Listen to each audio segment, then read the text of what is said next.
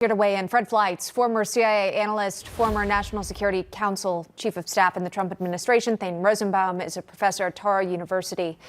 Gentlemen, welcome, and thanks for coming on again. Zach was sort of laying out what we're seeing on the ground, but from the White House's perspective, we're hearing from the National Security Communications Director, John Kirby, weighing in about this rocket launch by Hezbollah. Here's what he had to say. We've all heard about this all-out war scenario now, multiple points over the last 10 months. Those predictions were exaggerated then. Quite frankly, we think they're exaggerated now. Israel has a right to defend itself. No nation should have to live with this kind of threat.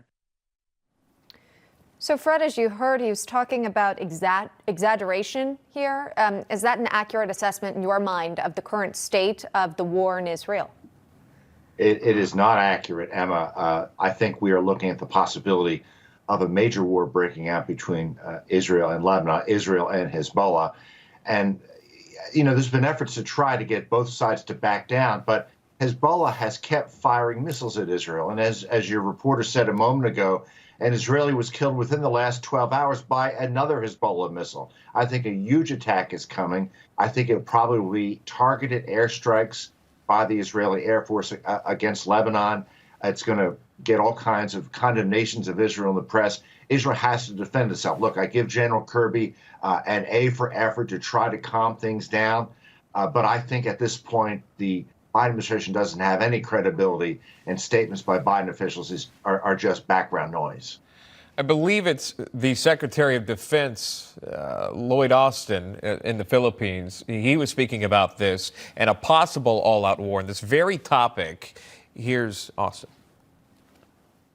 I don't believe that a fight is inevitable. I think that, we'd like to see things resolved in a diplomatic fashion. So again, diplomatic fashion wants to see that. Professor, can you talk about that? Is that possible? Has this reached a fever pitch now that you have 12 Israeli Arab children killed?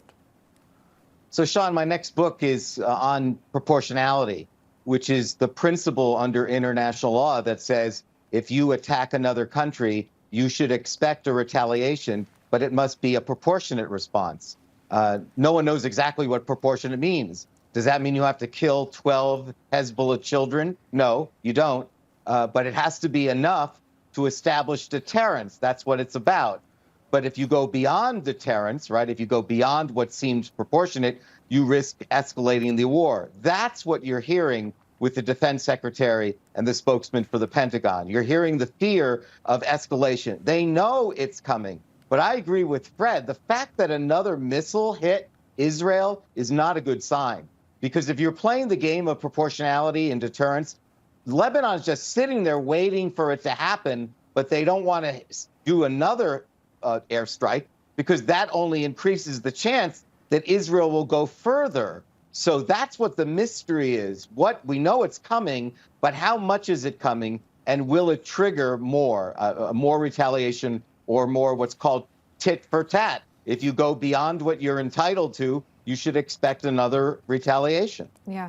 We're also hearing from the Turkish president threats that Turkey would invade Israel should Israel take these additional steps against Hezbollah. However, a former envoy is predicting President Erdogan will instead support Palestinians through aid and smuggling efforts here. Fred, is this a serious threat? I don't think Turkey will get involved in this conflict. I think if Israeli ground troops are sent in, we're going to hear a lot of puffery like this by nations such as Turkey. I don't think Israel wants to do that, but Israel has a real problem right now, because a large part of northern Israel, the citizens have had to move out because of all these rocket attacks. Well, Israel wants its territory back. Its people want to go back to their homes. So they're going to have to push Hezbollah back somehow away from the border, and according to previous agreements that Hezbollah agreed to, and this is going to be difficult. The U.S. Embassy in Lebanon already warning Americans to get out of the country. So that should tell you that things appear to be intensifying. And when you're following these rockets firing back and forth. Rockets from Iran, by the way. Right. The situation is intensifying. Fred Fleitz, Thane Rosenbaum, thanks so much for coming on. Appreciate it. Good to be here. Thank you. Today is Tuesday. It is another summer primary day. All eyes on Arizona GOP primary Senate race. After narrowly losing Arizona's race for governor in 2022, Trump surrogate Kari Lake is the front runner in today's Grand Canyon state primary election. Political panel weighs in next.